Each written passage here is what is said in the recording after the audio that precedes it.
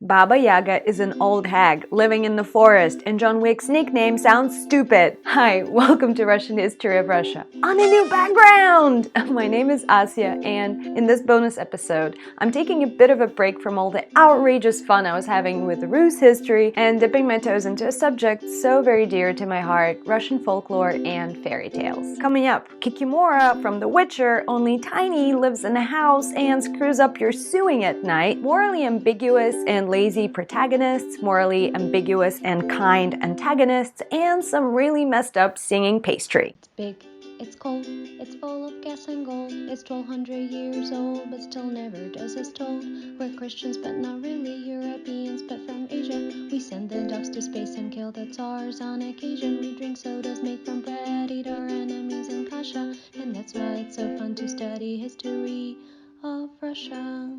I myself grew up on Russian сказки, or fairy tales, read to me by my grandma from a book full of mesmerizing artwork by Ivan Bilibin, Russian illustrator in the end of 19th and the beginning of the 20th century. The fairy tales and mythology and folklore are not the same, but they are all very much intertwined. And Slavic folklore, of course, is rooted in Slavic paganism, which I briefly covered in episodes 1 and 2. Most of the fantastic creatures that fill the narratives are spirits of nature, of rivers and swamps and deep Russian forests. Unlike pagan gods, they survived because they belonged to lower mythology, which means they weren't worshipped like gods, didn't have their own pantheons, didn't pose as much of a threat, so they weren't actively eradicated by Christianity. So they continued to brew and evolve in the petri dish of common people's beliefs and fears and celebrations, eventually making their way into fairy tales. Structurally, Slavic fairy tales are very close to your garden variety Western genre such as grim tales. Also, throughout centuries, Russian storytelling traditions were influenced by a bunch of other cultures like Germanic and Scandinavian and Arabian, Persian, or Greek. Characters in these fairy tales are usually a mix of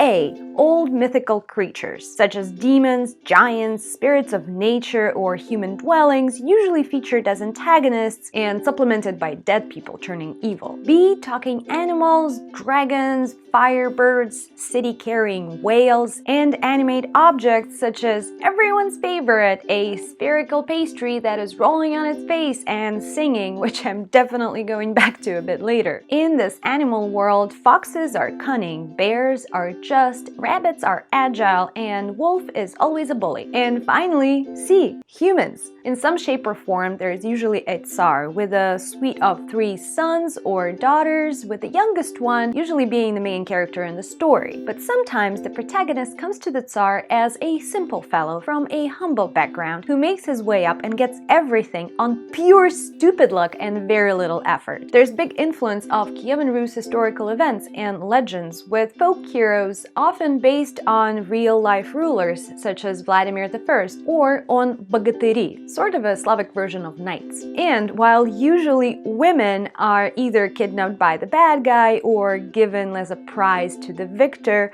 there are a few females out there that possess unusual strength and wit and wield magic. There's even a term for this archetype, miraculous brides, with Vasilisa Premudra or Vasilisa the Wise being probably the most famous personification and a heroine of many fairy tales where she demonstrates courage, resourcefulness, and power and other traits not very typical for medieval maidens. I honestly wish I had time to cover all of these wonderful creatures, but that calls for its own series. So I'll just do a few, starting with some very popular among Slavs, spirits of nature. For example, Vodяной, a creepy water spirit or even a demon that looks like a chubby old man with googly eyes and covered in sludge that mimics human sounds to lure you in and drown. He shares his habitat with, familiar to all, Rusalka or mermaid, a seductive, beautiful young woman who tickles you to death and also drowns. Leshy is a morphing forest spirit, sometimes a giant, that can camouflage as a tree or even an animal. Leshy is pale with long green hair and popping eyes that never blink. He wields great physical strength and control controls winds. Kikimora started as a house spirit, a small female creature covered with black hair and feathers, might have small horns and bird legs or a beak and other adorable features that sound a lot like my dog. Kikimoras weren't as terrifying as they were annoying, staying invisible in the house or hiding, coming out at night and messing with your stuff like sewing or cupboards. Kikimora also has an opposite, the Mavoi, a good house spirit that brings luck, protects the house, and helps around. With time, Kikimora's range of responsibilities kind of expanded, and the new versions included a forest Kikimora and a popular swamp Kikimora, and these ladies were way scarier, snatching children and haunting roads. Most of Russian folkloric characters are shared among other Slavs, including Poland, which is where the Witcher saga is from, and which is why, if I'm not mistaken, you can find all three of the listed characters in those books. But while interpretation of Kikimora has every right to be, John Wick called Baba Yaga is just infuriating. Baba Yaga, word Baba deriving from a Russian for grandma, is a very popular and a bit complicated character. She's usually the bad guy that tricks people, puts curses on them, occasionally eats them, you know, all that granny stuff. But she's also the guardian of the forest, a witch that sometimes acts as a wicked force of nature that can kick your ass or might as well help you or gift you with something, maybe if you pass a test, but mostly eat you. Her charismatic traits include being old and ugly, with a prosthetic leg made of bones, flying in a giant mortar, waving a pestle, doing magic, stealing princesses, and living in a dope hut on chicken legs that can turn and move and is surrounded by glowing human skulls, which I think is an elegant landscaping touch and environmentally friendly lighting solution. And this illustration by Ivan Bilibin is a national treasure. The hut itself most likely comes from an old Slavic burial tradition where the coffin was put in sort of a wooden tomb, with the entrance facing the forest so that the dead, you know, hang out there and not with the living. So John Wick as a grandma witch with a pestle sounds pretty lame, while what he should have been is Kashey the Immortal. Kashey often looks like a skeleton or halfway there. He's a mean and powerful wizard and an almost unkillable ruler of the underworld. His character, by the way, might very well be based on a real-life Polovtser ruler if you've been following the previous episodes. His immortality, however, has a small loophole, and what a better way to tell of it than with a classic with a Russian twist, Tsarevna Lягушка, or Frog Princess, featuring both Baba Yaga and Kashey the Immortal. So the Tsar had 3 sons, and psychopathic tendencies and a god complex because he orders all 3 of them to marry, and their brides must be chosen by them blindly shooting an arrow in the middle of the field and hopefully not killing the future bride in the process. The oldest one hits the jackpot in some noble's house and marries their daughter. The middle one hits the merchant's house. And the youngest one, Ivan, finds a frog holding his arrow and expecting a really nice wedding. Really bummed, nevertheless, he ties the knot with the amphibia because his dad said so. Then his sick perv of a father turns the whole thing into a reality show contest. First, he demands his daughters-in-law make him a blouse. The frog tells depressed Ivan to go to sleep, shapeshifts into a beautiful princess, Yelena, and with magic weaves a real haute couture garment, while the other 2 wives produce something so 3 years ago. Next, they have to bake him a bread, and the shape-shifting princess strikes again. Finally, the Tsar invites everyone to a royal feast, and after a classic in-your-face peasants, I'm not really a frog appearance in her human shape, Yelena shows off by shoving bones and pouring drinks into her sleeves, and out she throws a beautiful lake and white swans and shade on the other 2 wives who try to do the same and end up pouring garbage on everybody around. Ivan, in the meantime, runs home, finds her frog skin and burns it. Thunder roll, Yelena appears and says, "What are you doing, stupid? If you just waited 3 more days, I would have been your human wife forever and ever," or whatever was allowed by the life expectancy at the time. And now he has to look for her an untranslatable amount of lands away, and she vanishes. Ivan sets off on his quest to find the frog princess. He meets an old man who shines the light on his ordeal. Apparently, Yelena is the daughter of a powerful wizard, Kashey, and happened to be smarter and better than him, so naturally he got super upset and turned her into a frog. Typical man.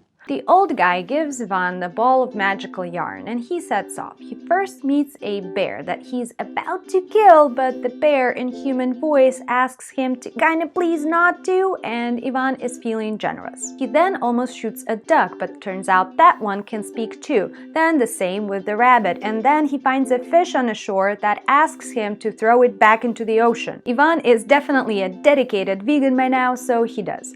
In the forest, he comes by a hut on chicken legs. He commands the hut turns its back on the forest and faces him. He enters and finds Baba Yaga resting inside, minding her own business. She politely inquires of the reason for his visit, and he demands that she feeds him, bathes him, and provides lodging, which she does because apparently sometimes she's just an ugly, lonely old lady that needs company. And furthermore, she tells him where to find Koshay the Immortal's death. Ivan, she says, will find it on the needle, and the needle is in an egg, and the egg is in a duck, and the duck is in the rabbit, and the rabbit is in the chest, and the chest is on an oak, and the oak is guarded by Koshay himself. Ivan finds the oak, but has no idea how to get the chest. But the bear from his vegan adventures shows up and knocks down the tree. The rabbit shoots out of the chest, but is caught by the first rabbit that Ivan spared and is torn to pieces, which sounds really unnecessary violent. The duck flies out of what I would imagine to be a really ugly rabbit carcass, but is slammed by Ivan's new pet duck. The egg falls out of it and into the sea, and Ivan goes, "Oh no!" But the fish brings him the egg and he breaks it and finds the needle inside it, breaks that, and kills his father-in-law, which is very rude. Never even tried civil conversation. But his wife doesn't seem to mind, so they lived happily ever after. The end.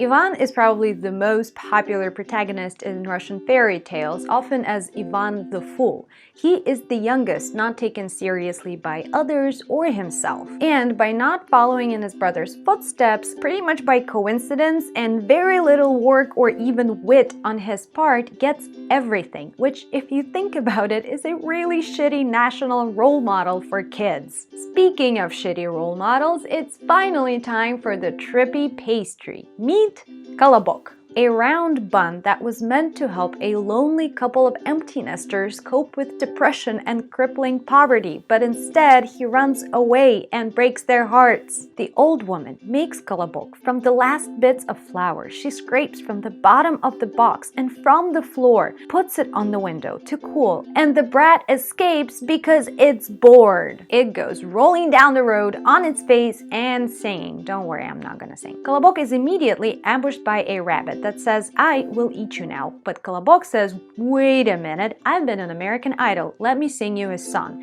He sings him a song. "I ran away from Grandpa, I ran away from Grandma, and I'll run away from you," and rolls away on its face. Kolobok then meets a wolf and a bear, and they all fall for the same arguably not so good song. And then he meets a fox that does agree to play into the pastry's vanity and listen to its song, but then says it didn't hear it very well. "Sit on my face," the fox says. The actual quote is, "Sing it one more time." Kolobok does so, the fox eats him, the old couple most likely dies pretty soon, the end. Russian kids love this one. So, to sum up, Slavic fairy tales are very close to Western European ones, but with an unmistakable Russian flavor. Some of the most beloved of fairy tales are written by famous writers and poets, such as Alexander Pushkin, and the books illustrated by unbelievably talented illustrators. In the Soviet era, many were made into some pretty good animated movies, and today there are some cool ones produced too, like Alyosha Popovich series that has a bit of a Russian Shrek vibe. So many generations of Russian kids grew up on these stories, stretching their imagination and learning about justice and courage and morality, and apparently how it's possible to get everything without doing anything. That is all for today. Yay! If you have any fun topics to suggest for the future bonus episodes, please do so in the comments. Otherwise, I'm probably gonna go with food. That one's not gonna be controversial at all. See you back in the history episode number 8. Bye.